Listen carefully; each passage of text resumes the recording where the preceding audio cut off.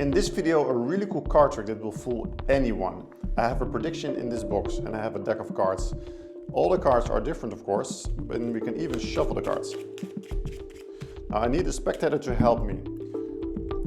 You're gonna ask the spectator to say stop anywhere they like, but for example somewhere in the middle.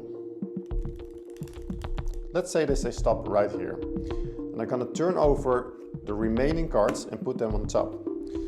So as you understand, we have a pile with face down cards and we have the rest on top face up cards. So let's go to the point that they are separated. So these are all the cards that we turned over and here we have the break, all right? So this is the pile that we just turned over. Spectator said stop at this moment. So I'm gonna take off 1, 2, 3 cards and put all the other cards normal. So the whole deck is now face down.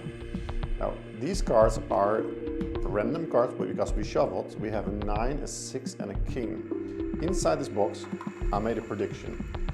And this is from another colored deck. This is a blue deck. There are no cards in the box right now. You can already see that I predicted the king, the 6 and the 9. And now you're probably wondering, what about the jack of clubs? We're missing one card. Well, with the snap in my finger and a little bit of magic, one card is turning over, and that's exactly the remaining card, the jack of clubs. So here's the explanation of this really cool card trick. I have 4 cards here that are coming from another deck. This is a blue deck. And I have a jack, a 6, a king and a 9, but you can choose any card that you like. Now these 4 cards, the same cards I'm gonna find in another red color deck. You can choose any color if you like, of course. And here I have the 6, the king, the 9, and a jack. The jack is over here. Now these 4 cards will be my prediction. And I'm gonna place them in a box. I'm gonna put that on the table as a prediction. Now this will be the setup. These 3 cards are the same cards in the box. Then I have a 4th card, which is the jack, is also in the box. And in between, I'm gonna put 3 random cards. All right, doesn't matter what these are. So in total, we have 6 cards here and 1 card upside down. Now you're gonna put this on top of your deck. So if I spread the cards, it looks like this. Perfect. Of course, this is the secret, so you never show this to the audience. So once you start, you can show the cards, spread the cards, but make sure you never go all the way at the end, because then they see the face down cards, of course. So if you want to shuffle, you have to do a false shuffle and you will stop somewhere here. And then you can put it all the way at the back and do it again. That's the most easiest way to do a false shuffle, because now the whole stack will remain in position. You can also do it this way, shuffle, drop it, a little bit here sticking out, and then use your thumb and bring everything to the front. So you drop it, use your thumb, and again, do there. So now everything is shuffled except for your stack. Now you turn the whole deck over, make sure you don't show any face-up card, and you're gonna ask the spectator to say stop anywhere they like.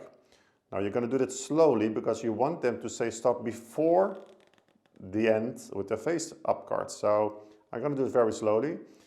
You can say stop whenever you want. Now the slower you get, the bigger the chance they will say stop right here somewhere.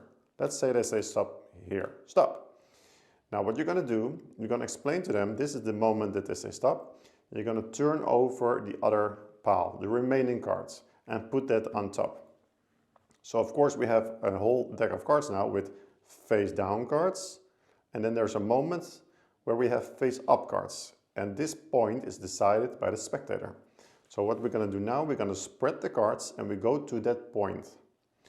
And it's very important, if you spread the cards and you go to the middle of the deck to that point, that you don't show that you have one face up card, the jack.